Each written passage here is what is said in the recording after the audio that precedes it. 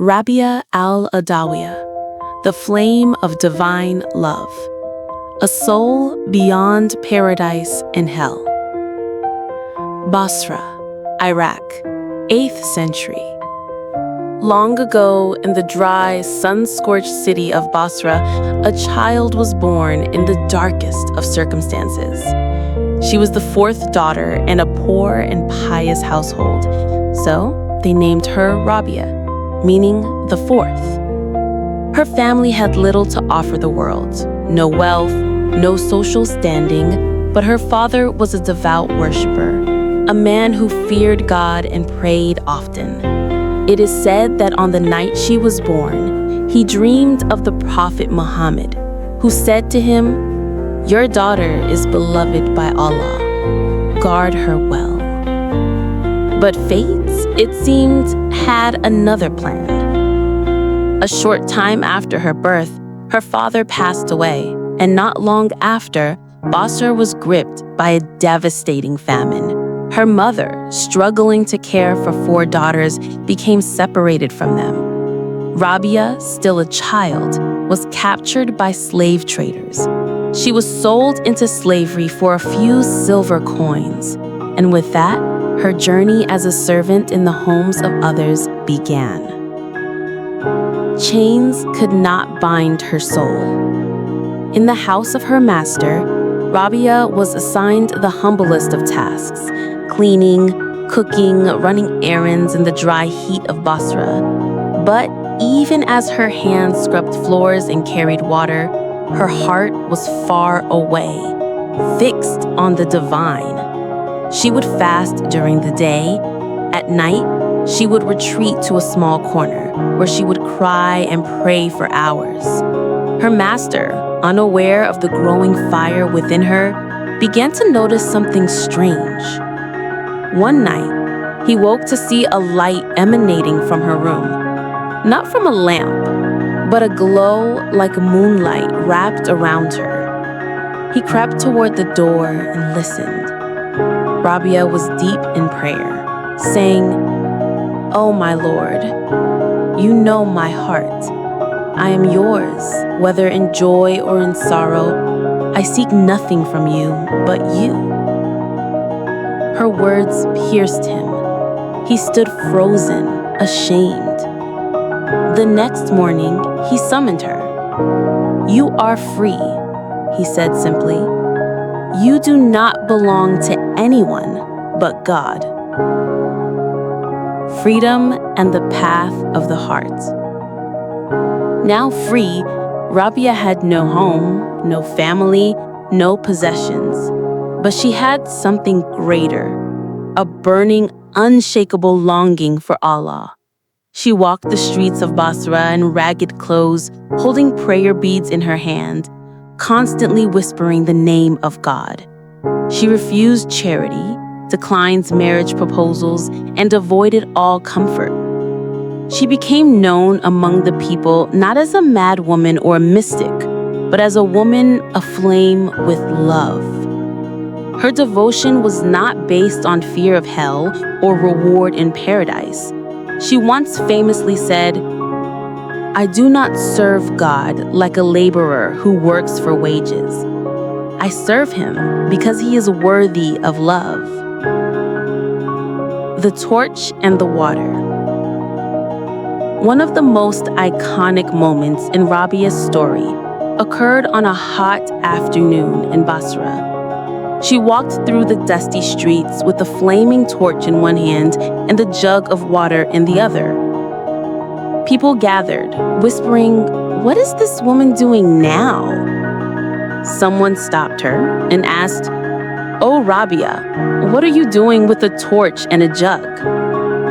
She replied calmly, "I wish to set fire to paradise and pour water on hell, so that these 2 veils may disappear from the eyes of seekers, and so that they may love God purely for His sake alone." The people were stunned. Some thought she was mad. Others, those who understood, began to weep. the teacher who needed no school. Rabia was unlettered. She wrote no books, held no formal position, and taught no formal classes. But scholars and mystics from across the region came to sit at her feet. Among them was the famous Hassan al-Basri, a towering Islamic scholar and mystic of his time. He once asked Rabia, "Do you ever contemplate marriage?" Rabia looked at him and said, "Marriage? My union is already with the beloved. My heart is too full of his love to think of anyone else." He was humbled. Another time, he asked, "Do you ever fear that you may be cast into hell?" She replied, "No. The one I love would never harm me." Her teachings, love without conditions. Rabia's entire path revolved around mahabbah, divine love. But hers was not the kind of love most people know. It was pure, unconditional, consuming. She taught that God should not be worshipped out of fear, nor out of hope of paradise, but out of love alone. Her most famous quote captures this perfectly. "O Allah, if I worship you for fear of hell, burn me in it. If I worship you for hope of paradise, exclude me from it. But if I worship you for your sake alone, deny me not your eternal beauty." These words would echo across centuries. Her final years. As she grew older, Rabia withdrew even further from the world. She lived in seclusion, praying through the night and sleeping very little. Some say that she was once seen surrounded by angels at her bedside, her lips still moving in remembrance as she drifted between worlds. She died quietly, just as she had lived, alone, but in total union with the one she loved. Legacy, a light that still burns. Rabia al-Adawiyya left no children, no writings, no worldly trace. Yet her name remains immortal among seekers of truth. She is remembered as the first woman in Islamic history to shape the mystical tradition, not through knowledge or position, but through love that consumed the soul. To this day, her shrine is visited by Sufis and lovers of God. Her story is told in whispered zikrs and poems. Her name is sung in Sufi gatherings from Morocco to Indonesia. She remains the mother of divine love, a flame that neither hell could burn nor paradise could tempt. Final reflection. Rabia al-Adawiyya's story is not just for Sufis. It's for anyone who has ever longed for something greater, who has ever felt that love must be more than reward and punishment, who has dared to ask, "Can I love not for what I receive, but for what is beautiful in itself?"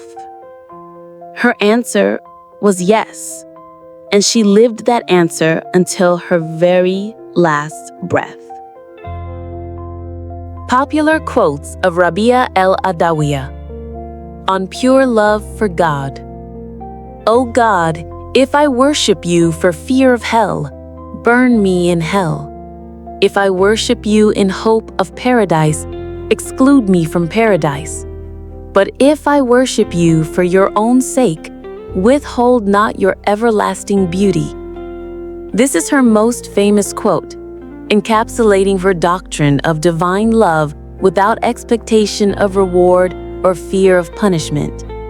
It's widely cited in Sufi literature and modern sources like Goodreads and A to Z quotes. On divine companionship, "I have made you the companion of my heart," a poetic expression of her intimate, personal relationship with God, emphasizing her constant spiritual connection. On love over hatred, I love Allah, and I have no time left in which to hate the devil. This reflects Rabia's focus on divine love to the exclusion of negativity or distraction, as noted in the Sufi.com. On the unity of worship, in my soul there is a temple, a shrine, a mosque, a church where I kneel. Prayer brings us to an altar where no walls or names exist. A powerful statement on the universality of worship, dissolving religious divisions in the pursuit of divine unity. On knowing God, you know the how, I know the how less. When asked how she attained such closeness to God, this enigmatic response highlights her intuitive, mystical approach to divinity beyond structured methods. On consuming love, my beloved is always with me. A simple yet profound declaration of God's constant presence in her life, often quoted in Sufi teachings. On prayer and purity, O God, take away the words of the devil that mix with my prayer. This reflects her desire for pure, untainted devotion, free from worldly distractions or ego. On asceticism and detachment, I carry a torch in one hand and a bucket of water in the other. With these I am going to set fire to heaven and put out the flames of hell, so that voyagers to God can rip the veils and see the real goal. A bold metaphor illustrating her rejection of fear-based or reward-driven worship, urging seekers to focus solely on God. On surrender to God, I belong wholly to Him. Ask my hand of God, not of me. Said in response to marriage proposals, this quote underscores her complete devotion to God, refusing earthly attachments. On the heart's focus, O Lord, my desire is to serve you with all my heart, but I am bound by human chains. Attributed to her prayers during her time in slavery, this expresses her longing for spiritual freedom despite physical bondage. On divine sufficiency, O God, my whole occupation and all my desire in this world, of all worldly things, is to remember you, and in the hereafter, to meet you. A testament to her singular focus on divine remembrance and union. On spiritual intimacy, the source of my suffering and loneliness is deep in my heart. This is a disease no doctor can cure. Only union with the friend can cure it. A poetic reflection on her yearning for God as the only remedy for her soul's longing. On rejecting the world, you love the world too dearly, for you speak of it often. Spoken to fellow Sufis like al-Basri, this critique highlights her detachment from worldly concerns. On seeking God alone, I have no business with any but you. A concise declaration of her exclusive devotion to God, dismissing all else as irrelevant. On the nature of love. Love has come and it flows like blood beneath my skin, through my veins. It has emptied me of myself and filled me with the beloved. A vivid description of her ecstatic, all-consuming love for God, often cited in Sufi poetry collections.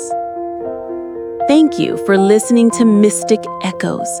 Subscribe for more soul-stirring journeys through the lives of Islam's spiritual giants. Until next time, keep seeking, keep remembering, keep loving.